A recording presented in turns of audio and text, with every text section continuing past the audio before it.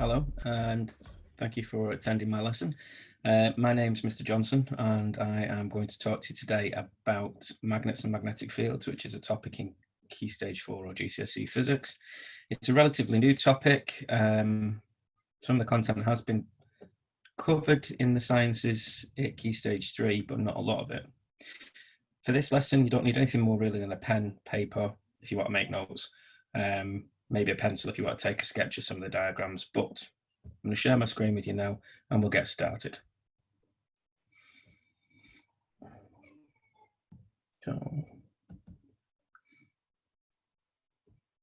Okay, what you should see now is the presentation, magnets and magnetic fields. And prior knowledge that you should have from Key Stage 3 physics, so we've been taught in years 7, 8 and 9, you should be able to recall that the Earth has a magnetic field and roughly the shape of that field. You should recall that a magnet has a north and south pole and the behaviors of magnets, but don't panic too much because we can go through that. And finally, describe how to plot the magnetic field around a bar magnet. This is what we call a required practical, which means that it is something you should be able to describe, and it's usually worth at least 4 marks if asked in an exam for a methodology of how to do it. So, by the end of this lesson then, what you should be able to do is identify permanent and induced magnets and materials as magnetic or non-magnetic, giving good reasons for both. You should be able to describe how to plot the shape of the magnetic field around a bar magnet and what we need to do this. Finally, you should be able to describe Earth's magnetic field and explain where it comes from. So let's take a look. Types of magnet then. Magnets can either be permanent or they can be temporary. And I'm sure you all know what that means, but basically an example is a horseshoe magnet. It will always pick up a paperclip. Because it will always pick up a paperclip, we say it's a permanent magnet. It's always magnetic. This means that it has its own magnetic field around it at all times. This is different to a temporary magnet. A temporary magnet, such as a paperclip that's attached to a magnet picking up another paperclip, well, that'll only work whilst it's in a magnetic field. So a magnetic material like a paperclip can be induced as a magnet. That means we can make it a temporary magnet as long as it's in the magnetic field of a permanent magnet. We can test this. We can test if something is a permanent or an induced magnet. Because with the example that I've got on the left here, if I remove the first paperclip from the magnetic field, i.e. I take away the magnet, then the paperclips become non-magnetic and fall down. And this is a test of temporary magnetism. The rest of the paperclips are no longer magnetic, so they fall down. And if you pick one of them up and try to pick up another one with it, it would no longer work. In short then, permanent magnets are always magnetic in that they always have their own magnetic field. Induced or temporary magnets only occur or only happen when a magnetic material is placed inside the magnetic field of a magnet. If you take it out of the magnetic field of a magnet, the induced magnetism is lost and the induced magnet stops being a magnetic, which is what happened with our paperclip. So we talked a little bit about magnetic materials. What are they and where do they come from? Ask kids normally in a classroom what they think a magnetic material is or what would stick to a magnet, and they'll list off a whole range of metals, but actually there's only 3 metals that are magnetic. Iron, cobalt and nickel are the magnetic materials or magnetic metals that appear in the periodic table of elements. They're right next to each other. You can see it on the diagram there. Fe for iron, Co for cobalt, Ni for nickel, slap bang in the middle of the transition metal block. Magnetic materials are what are affected by magnetic fields. And by this, I mean that if you put a magnetic material, one of these metals, into a magnetic field of a magnet, they can feel the non-contact force. The magnet doesn't have to be touching them, but they are drawn towards the magnet. Iron, nickel, and cobalt, again, are all magnetic materials because they're next to each other in the periodic table. It makes it easy to identify them. Steel is also a magnetic material, but steel is not an element, so it doesn't appear in the periodic table. Steel is what we class as an alloy, which is a mixture of metals, and it contains iron, which is what makes it magnetic. If a material is not made of or contains one of these metals, then it's not magnetic. It's as simple as that. If you don't believe me, take a copper coin next time you get a chance to your fridge, take off a fridge magnet, stick it to it. It won't stick because it's not got iron, cobalt, or nickel in. That's the end of our first outcome. Identify permanent and induced magnets and materials as magnetic or non-magnetic, giving reasons. Our second outcome then. Describe how to plot the shape of a magnetic field around a bar magnet and what is needed to do this. Now, before we get into this, we do need to revisit some of the rules around magnets. The whole thing about magnets is they have something called magnetic field, which we talked about before. A permanent magnet always has a magnetic field present. If we look at a magnet, we see what we see on the left, just basically a magnet. What we can't see, but what is around it, is the field lines that appear in the diagram on the right. The magnetic field that we've been talking about is the invisible area around a magnet, where a magnetic material, iron, cobalt, nickel, or even another magnet can feel a force. The magnetic field is strongest near the magnetic poles. Magnetic field lines extend from the North Pole to the South Pole. And this is why this diagram has been annotated with arrows to show you that actually they're extending from the North Pole and to the South Pole in every direction.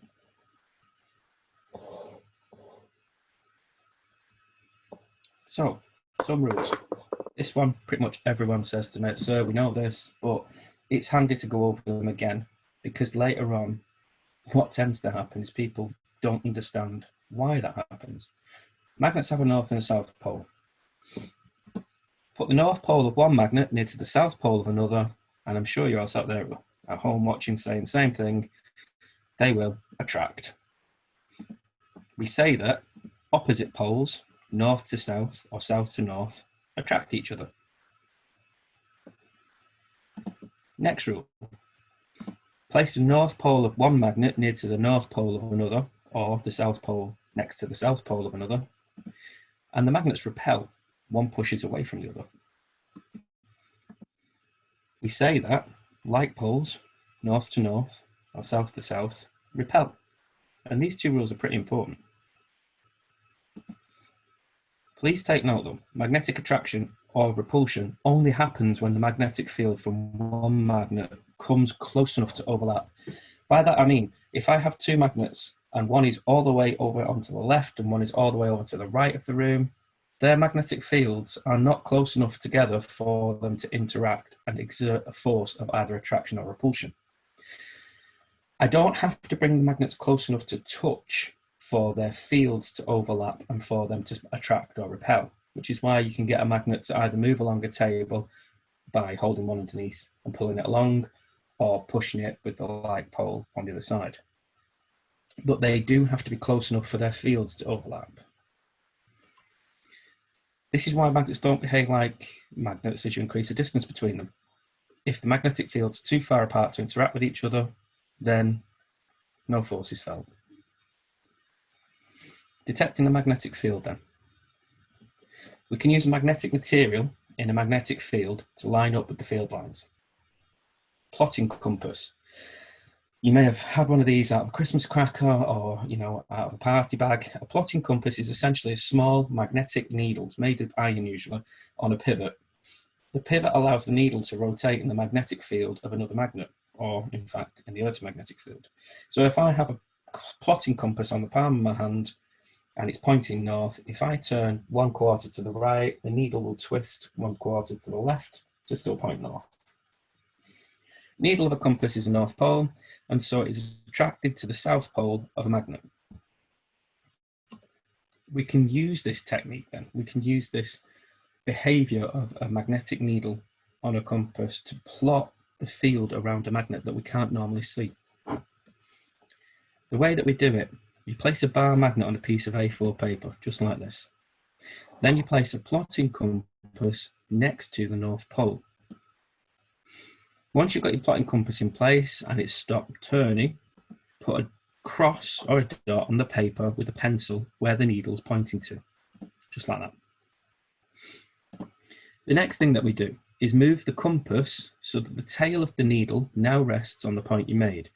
And what I mean by that is, once you've done it, move your compass so it's resting like this. Make a new mark where the compass needle now points.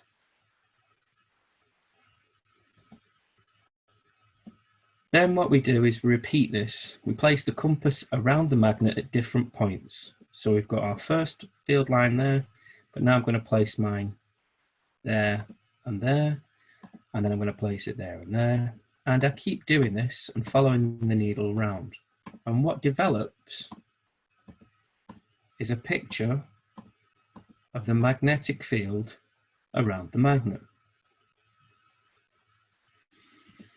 Once you've done that, remove your compass and join up the points in pencil to show the field lines.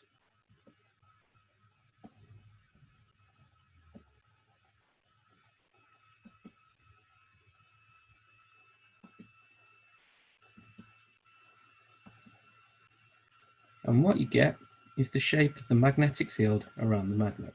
Something a bit like this. One of my pupils once pointed out it looks a bit like Spider-Man, or a spider, but obviously without the 8 legs. So the magnetic field lines, a complete magnetic field line diagram would look something like this, where the compass would be used to plot the magnetic field as far out from the magnet as it can. The picture opposite shows the magnetic field drawn around our bar magnet.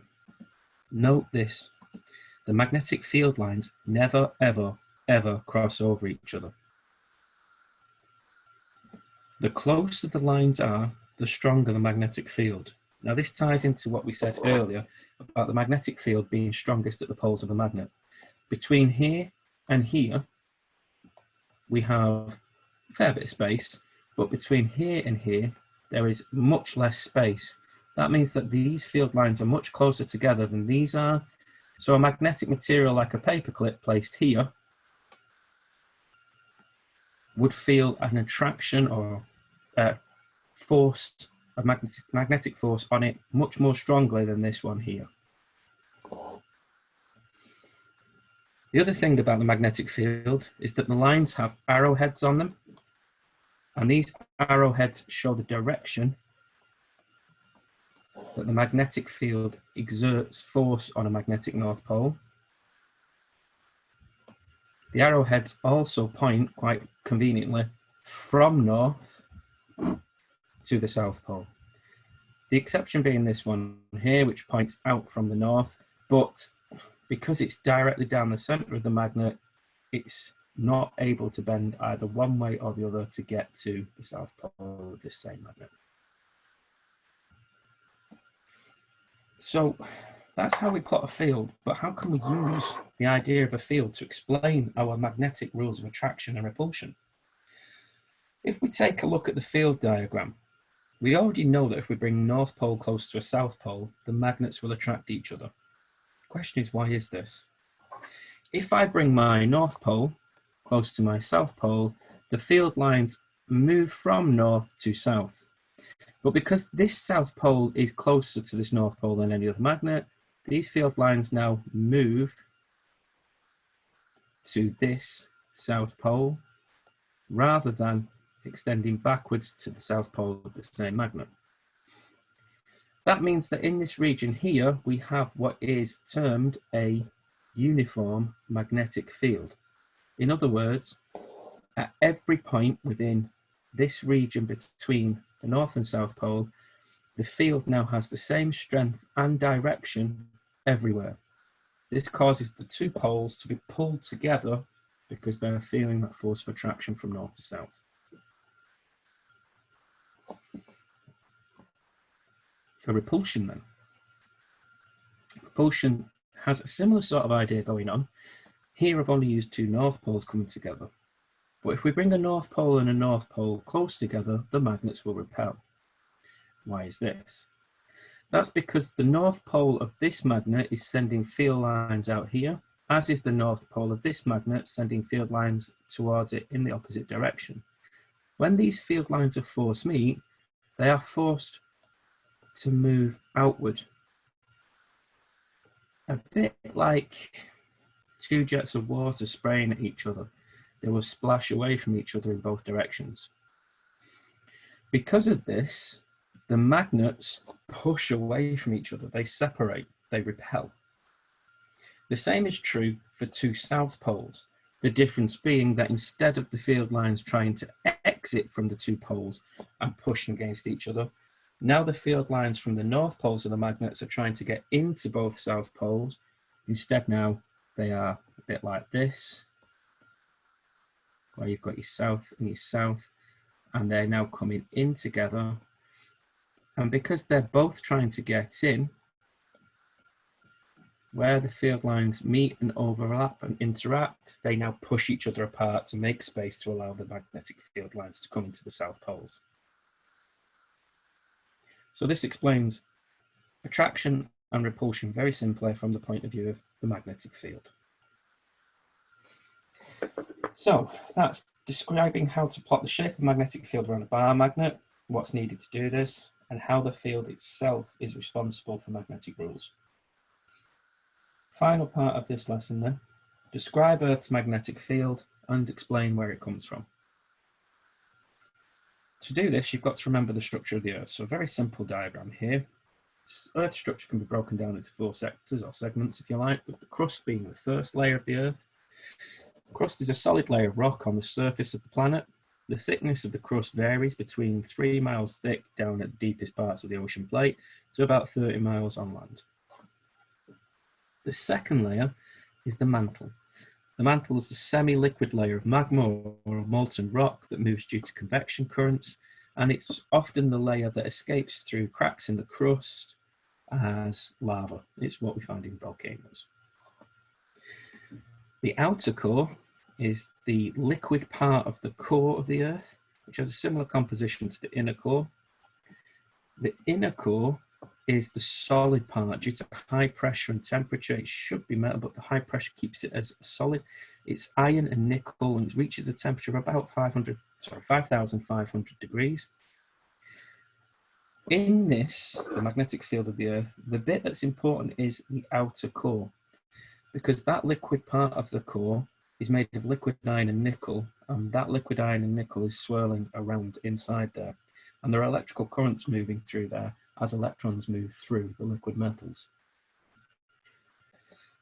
So, what's the evidence for a magnetic field on Earth? Well, we've used compasses to navigate around the globe for thousands of years. A compass is a small magnetic needle, but if you take the magnetic needle out and tie it and dangle it from a string, a bit like the diagram showing, it would freely rotate until it points north. It will align itself with Earth's magnetic field, but depending on where you are on Earth, it would also tilt relative to the horizontal ground. If you are closer to the North Pole, then it will tilt down towards the ground on the South Pole. If you're closer to the South Pole, it'll tilt down towards the ground on the North Pole. At the equator, the magnet would be perfectly horizontal to the ground.